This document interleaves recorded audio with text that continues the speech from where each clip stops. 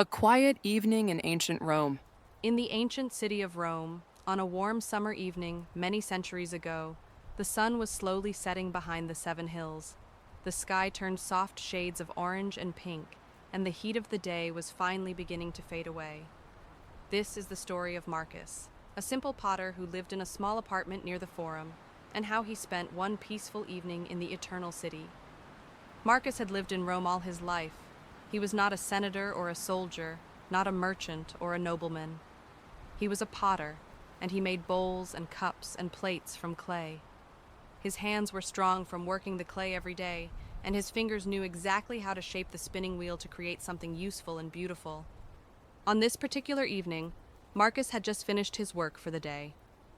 He had made 6 new bowls, smooth and round, and set them on a shelf to dry slowly in the shade. The clay was cool to the touch, still damp, and would need several days before it would be ready for the kiln. But that was fine. Marcus was a patient man, and he knew that good things take time. He washed his hands in a basin of cool water, feeling the clay dissolve and swirl away. The water turned gray and cloudy, and he poured it out into the street drain before refilling the basin with fresh water. He washed his hands again, this time more slowly, enjoying the simple pleasure of clean water on his skin.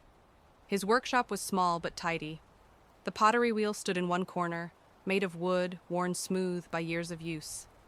Shelves lined the walls, holding finished pieces waiting to be sold, and pieces still drying, and pieces waiting to be painted.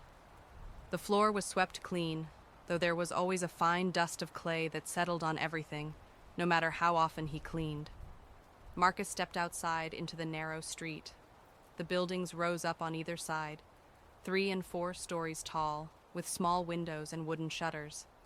Laundry hung on lines stretched between the buildings, white tunics and brown cloaks drying in the evening air. The street was made of large, flat stones that had been worn smooth by countless feet over many years. He walked slowly through the neighborhood, nodding to his neighbors.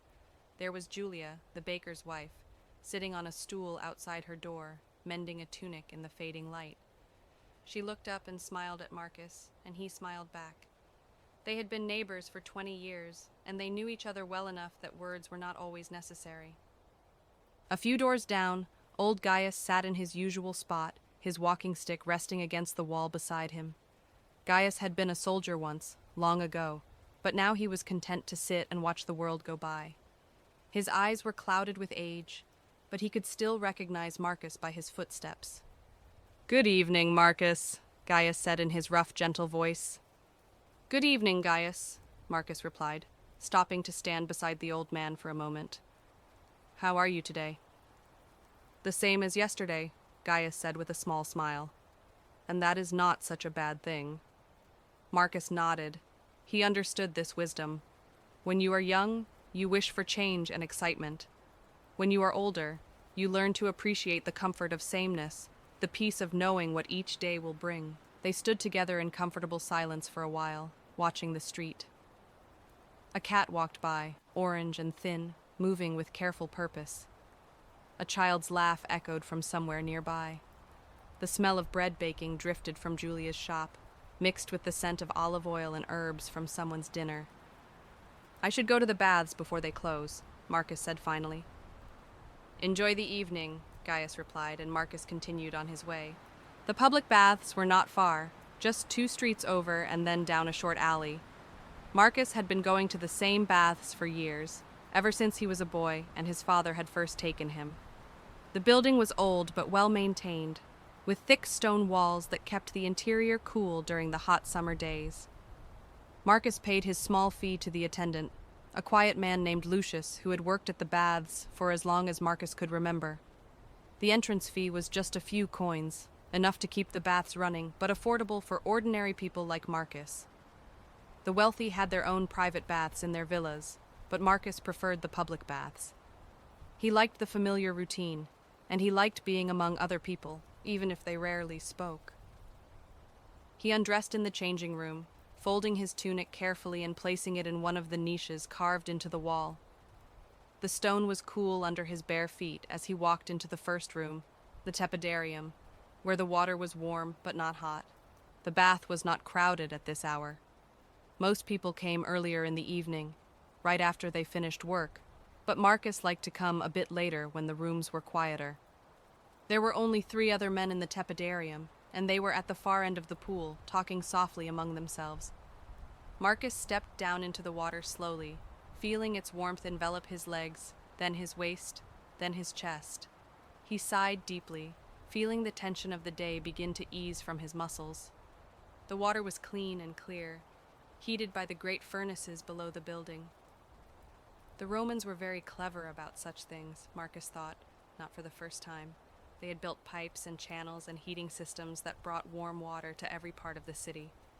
He found a seat on the underwater bench that ran along the edge of the pool and sat down, letting the water come up to his shoulders. The ceiling above was vaulted, painted with simple designs in red and gold that had faded over the years. Small windows near the top let in the last light of the day, soft and golden. Marcus closed his eyes and simply sat, feeling the warmth of the water, hearing the gentle splash and ripple of movement, the quiet murmur of conversation from the other bathers. This was his favorite time of day, this quiet moment between work and sleep, between doing and resting. After a while, when he felt thoroughly warmed, he moved to the caldarium, the hot room. The air here was thick with steam, and the water was much hotter, heated by fires that burned constantly beneath the floor. Marcus could only stay in this room for a short time before the heat became too intense, but he enjoyed the way it made him sweat, the way it seemed to draw out all the impurities from his body. He sat on the edge of the hot pool, his feet dangling in the water, letting the steam swirl around him. Another man sat nearby, an older fellow with a gray beard, but they did not speak. The heat made conversation difficult, and besides, there was something peaceful about sharing silence with a stranger. When Marcus could bear the heat no longer, he moved to the frigidarium, the cold room. Here the water came from a spring in the hills outside Rome, channeled through aqueducts and pipes into this deep, cold pool. Marcus took a breath and stepped down into the water, gasping slightly at the shock of cold after the intense heat. But it was invigorating, refreshing, and he felt suddenly very much awake and alive. He did not stay in the cold water long, just enough to cool down and feel clean and renewed. Then he climbed out and used a strigil, a curved bronze tool, to scrape water and oil from his skin. Finally, he dried himself with a linen cloth and dressed in his clean tunic. The attendant, Lucius, was still sitting by the entrance when Marcus left. "Good night," Marcus said, and Lucius nodded in return, his expression peaceful and distant, as though his thoughts were somewhere far away. Outside, the evening had deepened into twilight. The sky was now a deep blue, almost purple, and the first stars were beginning to appear. The air was much cooler than it had been earlier, and Marcus felt glad for it after the heat of the baths. He walked through the streets slowly, in no hurry to return home. The city was quieting down for the night. Shopkeepers were closing their shutters, and families were gathering for their evening meals. Oil lamps began to glow in windows, small points of warm light in the growing darkness. Marcus stopped at a small shop where an old woman sold bread and fruit.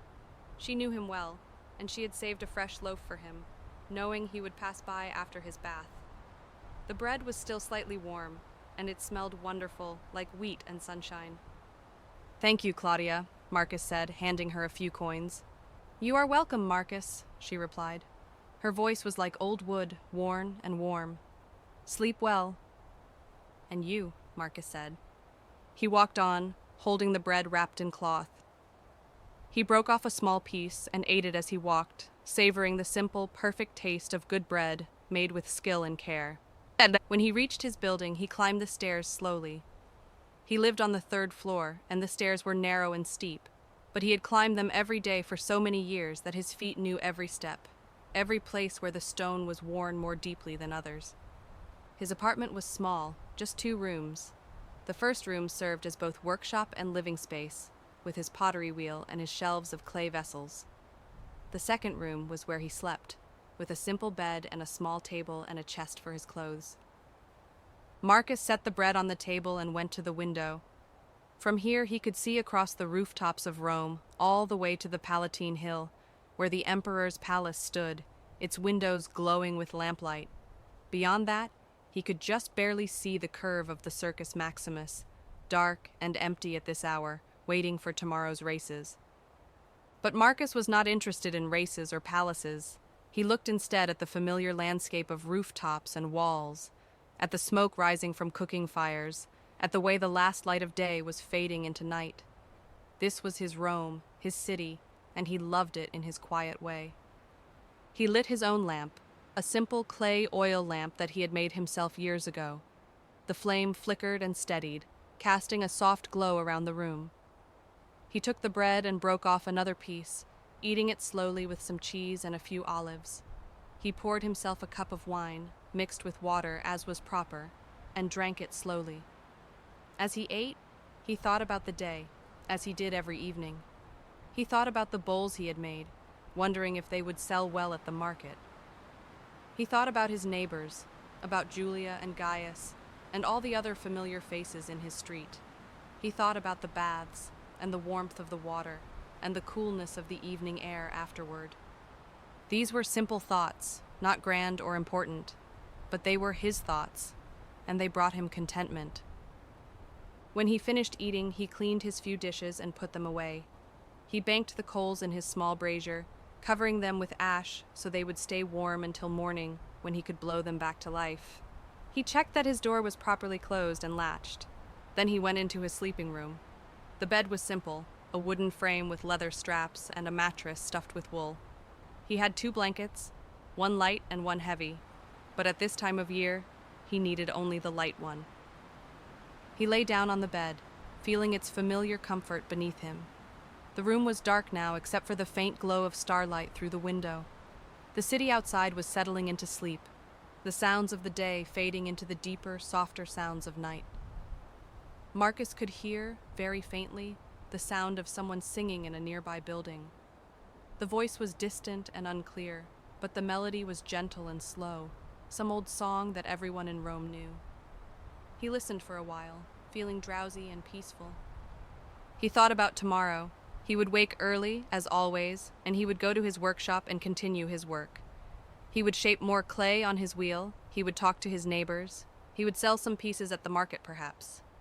The day would unfold in its familiar pattern, comfortable and known. But that was tomorrow. Tonight was for rest. Marcus closed his eyes and let himself sink deeper into the mattress. His body felt clean and tired from the baths, relaxed and ready for sleep. His mind was quiet, free from worry or excitement, just gently drifting like a leaf on a slow stream. He thought about the clay between his fingers, how it felt cool and smooth and alive somehow, how it responded to his touch, how it became what he wanted it to become. There was something deeply satisfying about working with clay, about taking something formless and giving it form, about making something useful and beautiful with your own hands. His breathing slowed and deepened. The sounds of the city grew fainter, more distant, as though he were moving away from them, or they were moving away from him. The singing had stopped, or perhaps he simply could no longer hear it. In his mind, he saw the pottery wheel spinning slowly, saw his hands shaping the clay, saw the bowl growing between his fingers. The wheel turned and turned, hypnotic and steady, around and around, smoothly, endlessly. The night air moved gently through the window, cool and soft against his face. Somewhere far away, a dog barked once, then was quiet. Somewhere closer, a door closed softly. These sounds were part of the night, part of the city sleeping, and they did not disturb Marcus, but rather seemed to deepen his rest. He drifted in that space between waking and sleeping, where thoughts become dreams and dreams become thoughts, where the boundary between them grows soft and unclear. He felt safe here in his bed, in his room, in his building, in his city. Rome had been here for hundreds of years, and it would be here for hundreds more.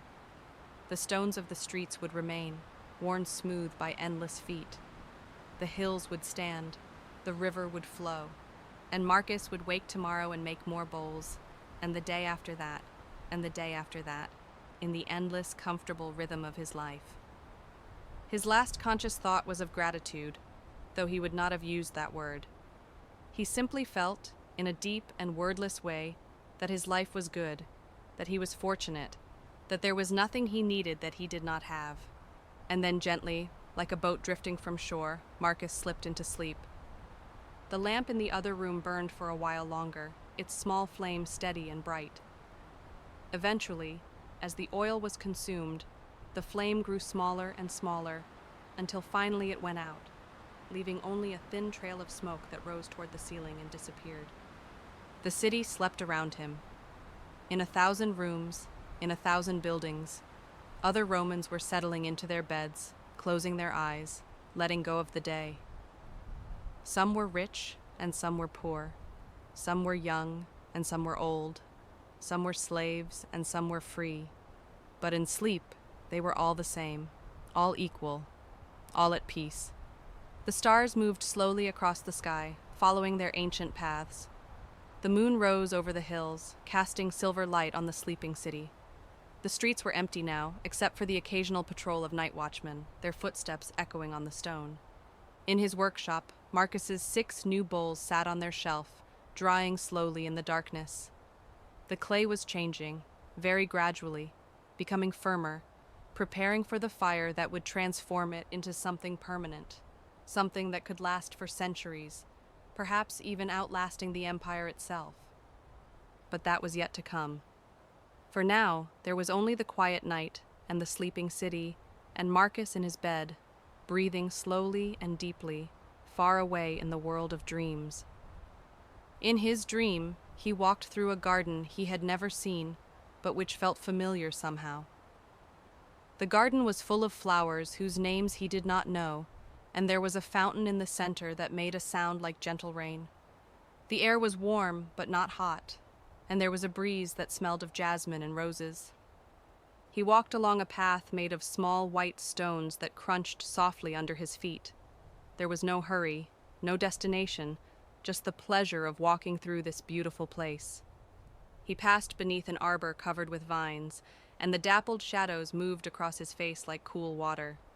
In the distance, he could hear music, very faint, played on a flute perhaps, or maybe it was just the wind moving through the leaves.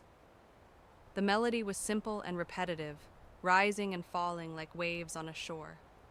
He came to a bench beneath a large tree, and he sat down. The bench was made of stone, smooth and cool. Above him, the leaves of the tree moved gently, and between them he could see patches of blue sky. He sat there for a long time, though time seemed to have no meaning in this place. He felt no need to move, no need to do anything at all. He simply sat and watched the leaves moving, and listened to the fountain, and breathed the flower-scented air. This was peace, complete and perfect. This was rest. And while Marcus dreamed his peaceful dream, the night continued around him. The stars wheeled overhead in their slow dance. The moon climbed higher in the sky, and then began its descent toward the western horizon. The air grew cooler, though it would never become cold, not on a summer night like this. In the streets below, a cat prowled, hunting for mice in the shadows.